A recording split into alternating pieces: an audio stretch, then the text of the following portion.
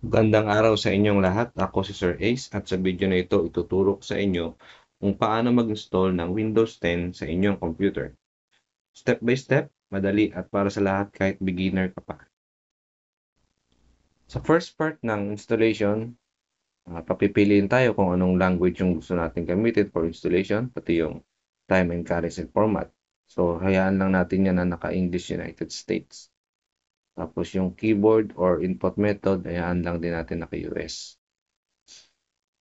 Pindutin lang natin yung next button dun sa baba to proceed the installation.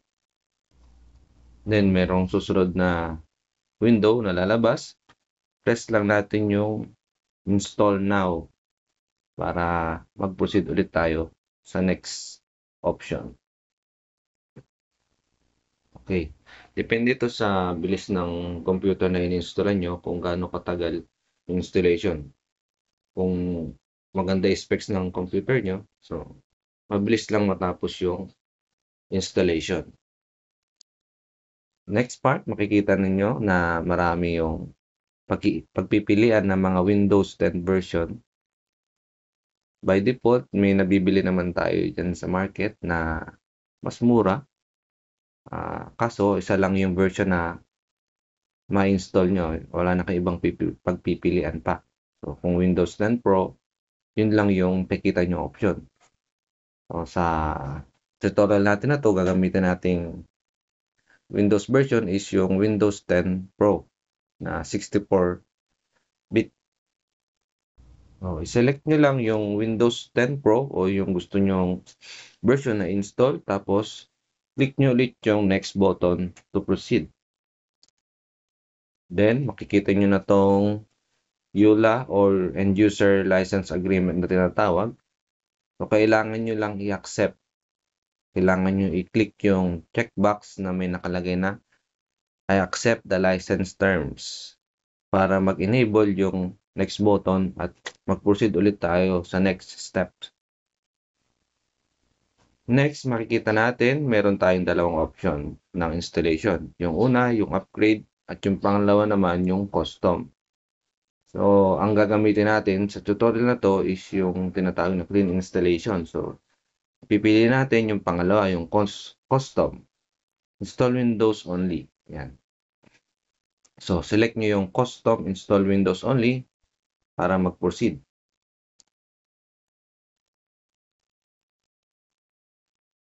Next part, ipapakita naman niya sa inyo kung ilan at kung anong size meron na storage device ang available sa computer nyo. So, sa example natin, meron lang tayo dyan na 50 gigabytes. Yung mga malalaking size, example, yung 1 terabyte, so pwede nyo siyang i-partition ng dalawa or higit pa kung mas malaki yung size.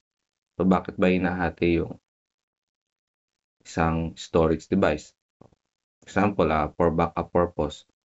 Example, yung drive C mo, gusto mong 500 GB tapos yung drive D mo 500 GB din. So, equal size. Pero kung marami kang application na ginagamit, so mas lalakihan mo yung drive C mo or yung primary partition na tinatawag. Pero kung more on backups ka naman, mas malaki yung drive D. So, depende sa paggagamitan mo kung ano yung mas malaki. Kung yung primary ba or yung secondary. So, tuturo ko rin sa inyo dito kung paano mag-partition gamit tong part na to. So, pwede rin kasi mag-partition sa loob na ng Windows 10. Pero pwede rin dito sa part na mag-partition. Okay, ganito mag-partition. So, select nyo muna yung hard drive na gusto nyong hatiin. Then, pagka-click nyo yan, may lalabas dito sa baba na size. Ibig sabihin kung ilang size mo siya hahatiin. So, yung 50 GB is equivalent to 50,000 MB. So, hindi siya sumasakto kung makikita nyo. So, ganun talaga. So, hindi sumasakto yung size niya pagdating sa megabytes. So, lagi lang, kung ilan yung size na makita nyo dyan, kung GB, example, times nyo lang siya sa 1,000 para ma-convert nyo siya sa megabytes. So, ano ba yung kalahati ng 50,000? Gusto nating hatiin ng equal part. Example, hindi naman equal na equal, magkalapit sabihin. So, pwede natin gawin na tig 25,000 megabytes or MB. So, yung drive C tapos yung drive D mo, ganyan, magkalapit lang sila. Okay, lagay natin 25,000 MB. Okay. Tapos, click nyo yung apply. Tapos, tatanungin nyo dyan, okay nyo na. O makikita nyo ngayon, nahati na siya sa tatlo. Yung isa automatic yan, yung sa system. So, maliit lang naman na part yan. 50 MB. Maliit lang.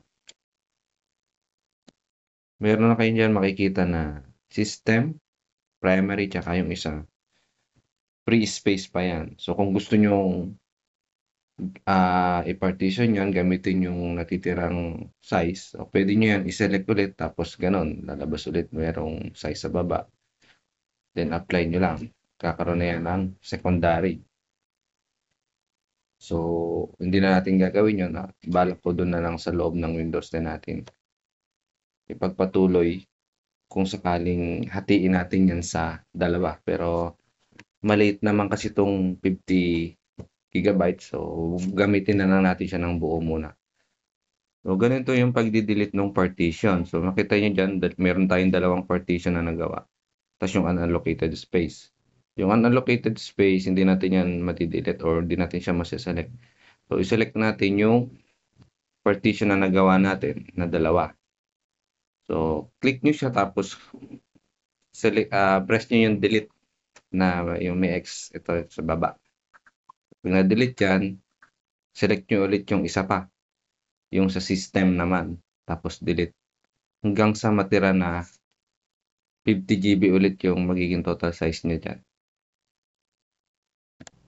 Ngayon, nabalik na natin siya sa 50 gigabytes. So, mag-new ulit tayo para makagawa ng primary partition. So, click nyo lang siya tapos new. And then, gamitin na natin yung full size. Wala na kayong ibahing size dyan ng MB. So, gamitin lang natin lahat. Pagkayari niyan, select natin yung partition 2. And then, pwede natin i-press yung next to continue or pwede rin naman i-format nyo muna siya bago nyo pindutin yung next. Pero, automatic naman yan kahit pag ni-next nyo siya sa process ng installation, kasama na yung formatting. Ayun na nga yung after natin ma-next yan, susunod na yung installation process niya. So, magsisimula yan sa copying Windows files. Tapos dito medyo siya magtatagal siya dito sa getting files ready for installation. Kumbaga, ine-extract niya yung mga file dun sa installer natin para ma-copy dun sa ating drive C o yung primary partition. So, hanggang 100% yan. So, medyo matagal. Depende nga sa specs ng computer na meron kayo. Next, yung installing features na. So, pati yung updates hanggang sa finishing up. After that, may lalabas dyan na loading na magre-restart yung computer nyo. O pwede nyo siyang i-click manually to restart. Or hayaan nyo lang matapos yung loading at automatic naman siyang mag-reboot. So, yun yung sinasabi ko na naglo-loading. So, pinrest ko na lang yung restart para mas mabilis yung process. After ng restart, so medyo matagal ulit yan. Maglo-loading yung mga files na naisalin o na-extract dun sa computer niya. So, ayan. Starting services, makikita nyo maya-maya or ayan. Tapos, mas maganda kasi na nakatanggal muna tayo sa internet o wala munang supply ng internet yung computer na ini-install natin kasi minsan pag na-detect na pwede na siyang connect sa internet, sumasabay yung updates o nagtatagal. kung nag-a-update siya sa online kung merong internet na ma-detect. Hayaan lang natin siya na naka-offline muna.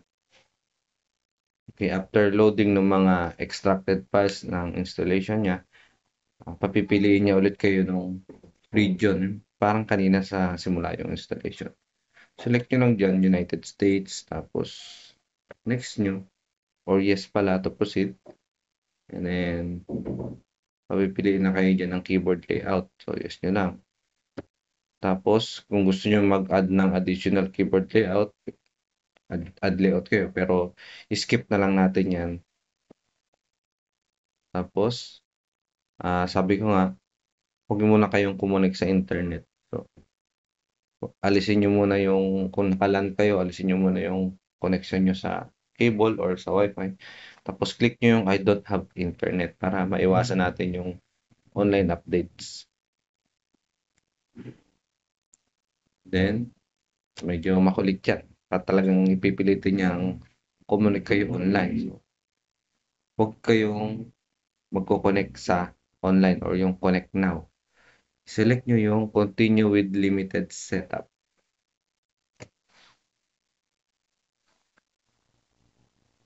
And yung next part naman, maglalagay na kayo ng username.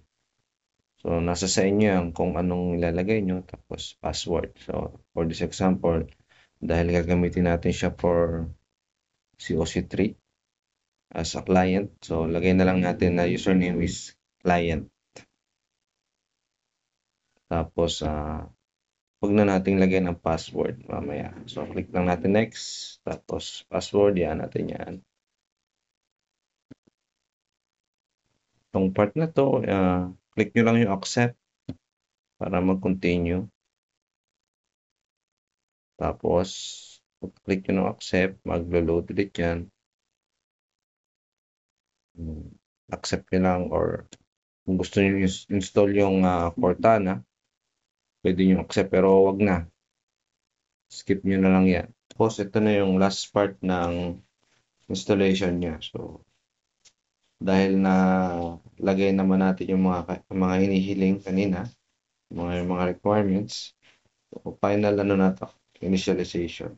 After nan, makita nyo na yung Windows 10 na desktop. So, hintay-hintay lang.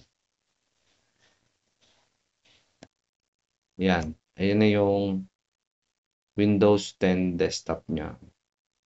So, tapos na tayo sa pag-install ng Windows 10. After nyan, pwede nyo nang install yung mga drivers at yung mga kailangan nyo application. For this tutorial, hanggang dito na lang muna tayo dahil ang cover lang natin is installation ng Windows 10.